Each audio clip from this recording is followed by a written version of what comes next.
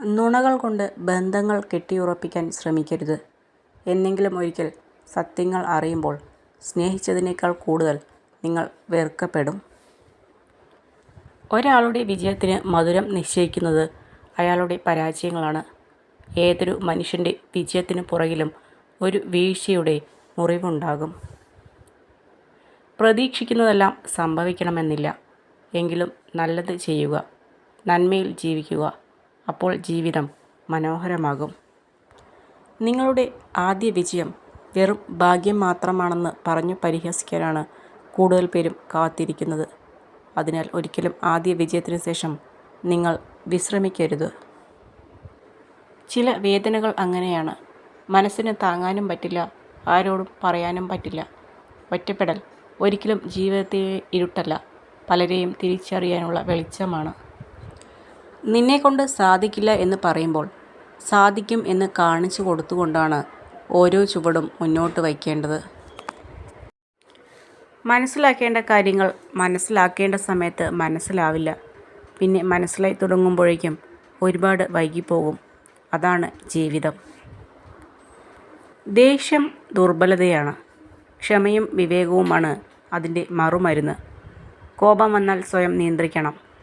ദേഷ്യം അടങ്ങിയ ശേഷം വിവേകപൂർവ്വം ചിന്തിക്കുക.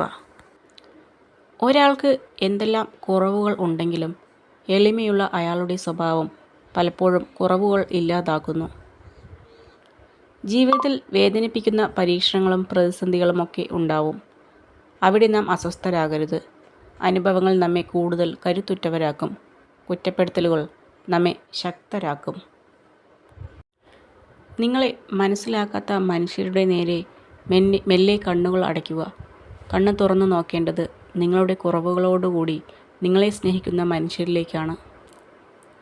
സംശയം നിങ്ങളുടെ ഹൃദയത്തിൽ നിറയുവാൻ അനുവദിക്കരുത്. അത് കാലക്രമേണ നിങ്ങളുടെ ബന്ധങ്ങളെ തകർക്കും, നിങ്ങളെ ഒറ്റപ്പെടുത്തുകയും സങ്കടപ്പെടുത്തുകയും ചെയ്യും.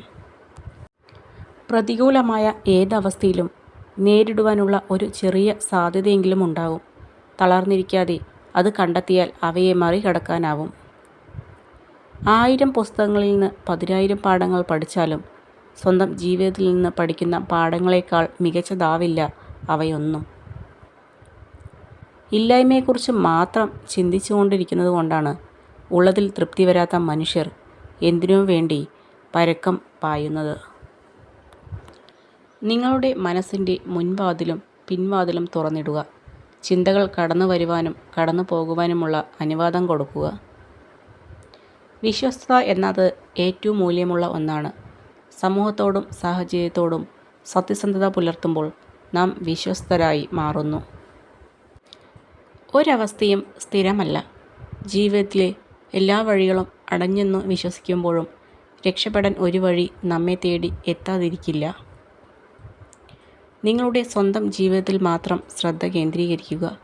നിങ്ങൾക്ക് എപ്പോഴും സമാധാനം ലഭിക്കുന്നതാണ്. വെല്ലുവിളികൾക്ക് മുന്നിൽ പകച്ചു നിന്ന് എനിക്ക് അതിന് കഴിയില്ല എന്ന് വിധി എഴുതി പിന്മാറുന്നത് വിഡ്ഢിത്തമാണ്. ജീവിതത്തെ നിങ്ങൾ ആത്മാർത്ഥമായി സ്നേഹിക്കുന്നുണ്ടെങ്കിൽ സമയം പാഴാക്കരുത്.